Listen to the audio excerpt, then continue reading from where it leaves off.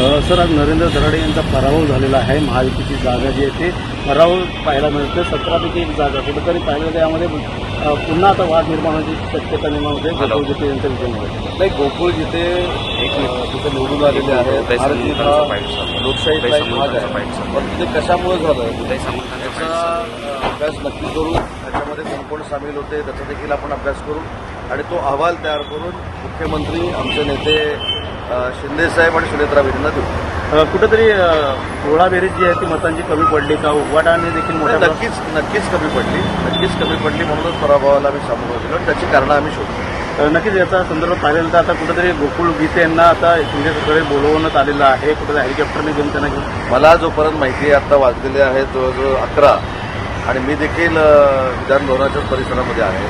परंतु मला असं कुठेही हे शक्यता वाटत नाही की गोकुळ गीतेंशी कोण बोललेला आहे, गोकुळ गीतेंचा कोणाला फोन गेलेला आहे.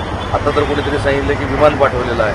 या सगळ्या गोष्टी तासाभरात कसं काय घडू शकतात. त्याच्यामुळे या सगळ्या गोष्टी एक वातावरण तयार करण्यासाठी केलेल्या असू शकतील. परंतु नरेंद्र दराडे हे आमचे अधिकृत उमेदवार होते आणि त्या उमेदवारांचा पराभव का झाला याचं नक्की आम्ही कारणं शोधू. त्याचं अगदी त्याला आपण काय म्हणतो की अॅनालिसिस करू आणि भविष्यामध्ये पुढे जाऊ. गिरीश महाजन असेल इतर लोकांनी विश्वासघात केला असं नरेंद्र दराडे. महायुतीच्या 3 नेत्यांमुळे पराभव झाल्याचं खंत व्यक्त केलेली आहे. नाही, पण महायुतीतले ते 3 नेते कोण आहेत हे दराडेंनी जाहीर केलं पाहिजे.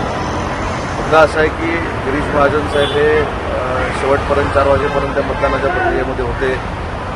मी देखील नाशिकमध्ये होतो, दादासाहेब भुसे देखील नाशिकमध्ये होते. त्याच्यामुळं ठीक आहे, आजचा तासाभरात 2 तासामध्ये आपण नक्की त्यातनं माहिती काढू शकत नाही, परंतु नक्की काढू आणि अहवाल चालू. एबीपी माझा, उघडा डोळे बघा नीट.